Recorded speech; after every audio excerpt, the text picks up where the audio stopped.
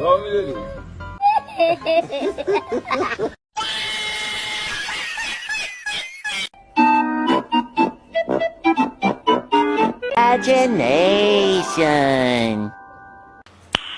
Nice.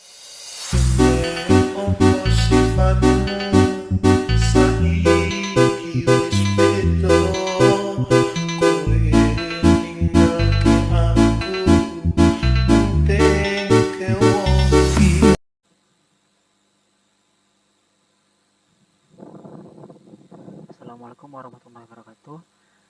Perkenalkan, saya dari Senaris. Berikut adalah berita yang dari studi kasus saya, yaitu kasus serangan ransomware pada Pusat Data Nasional atau PDN. Kamis 20 Juni 2024, Pusat Data Nasional melumpuhkan sistem imigrasi di sejumlah bandara di Indonesia. Tak cuma imigrasi, gangguan ini juga mengganggu pelayanan pada 210 instansi pemerintah pusat dan daerah. Setelah kurang lebih 100 jam layanan lumpuh, pemerintah akhirnya mengungkap bahwa ada serangan ransomware dengan permintaan tebusan 8 juta dolar Amerika Serikat. Berdasarkan hasil analisis forensik sementara, ditemukan adanya upaya penonaktifan Windows Defender, fitur keamanan dari sistem operasi Windows, mulai 17 Juni 2024 pukul 23.15 waktu Indonesia Barat. Upaya itu disebut memungkinkan masuknya aktivitas berbahaya yang kemudian berlanjut pada 20 Juni 2024. Ransomware ini membuat data-data yang tersimpan di server terkunci. Emang selama itu Pak ya sistemnya Pak bisa kumpul? Enggak juga emang. Pemerintah akan bayar. Lalu bagaimana Pak? Enggak akan. Tidak akan. Lalu bagaimana memulihkan? Ya tunggu aja, ini kan lagi di ini. Yang penting Terkait hal ini, Menkominfo Budi Aris Setiadi mengatakan bahwa pemerintah tidak akan membayar permintaan sang peretas. Saat ini, pemerintah masih berupaya membereskan peretasan dan terpaksa memindahkan pelayanan ke server lainnya. Kejadian ini pun mendapat sorotan mulai dari pengamat keamanan siber hingga media asing. Pengamat menyampaikan gangguan pada sistem PDN tidak perlu terjadi jika pemimpin dan menteri terkait peduli terhadap perlindungan pribadi.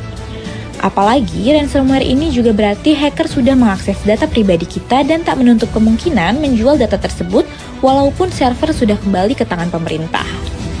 Wah, tinggal kita tunggu aja nih langkah pemerintah selanjutnya. Semoga anggaran ratusan miliar rupiah yang dikeluarkan pemerintah untuk membangun dan merawat PDN nggak sia-sia ya. Nah, baik.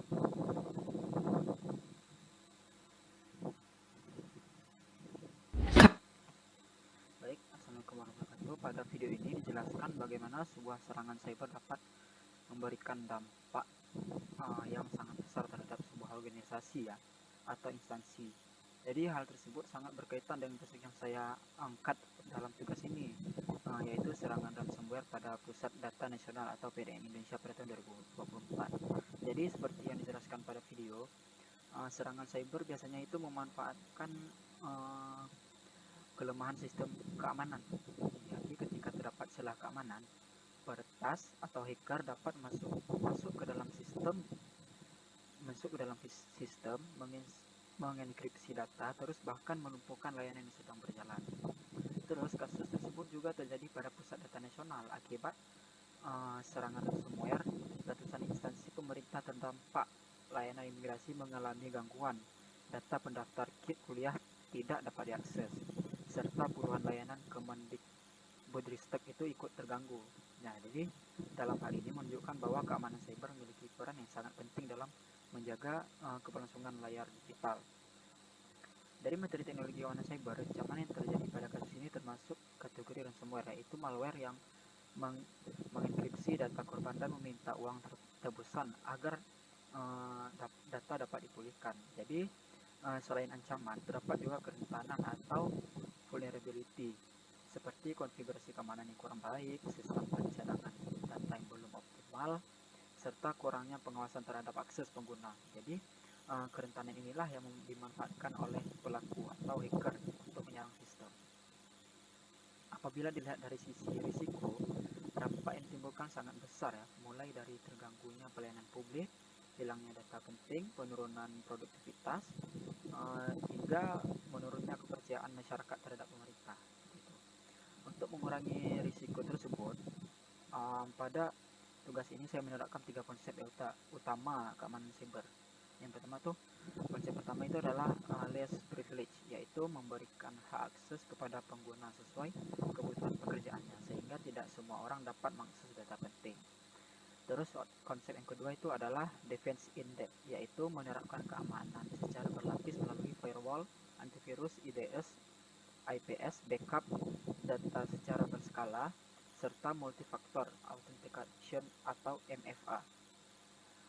Terus konsep ketiga adalah file safe default, yaitu seluruh akses akan ditolak secara otomatis apabila pengguna tidak memiliki izin yang sah. Dengan menerapkan ketiga konsep tersebut, risiko serangan ransomware dapat dikurangi sehingga data dan layanan publik menjadi lebih aman.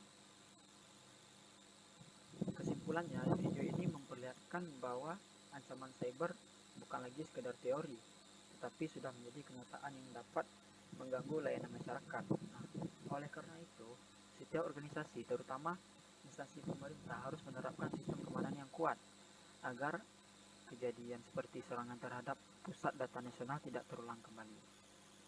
Sekian tugas presentasi dari saya.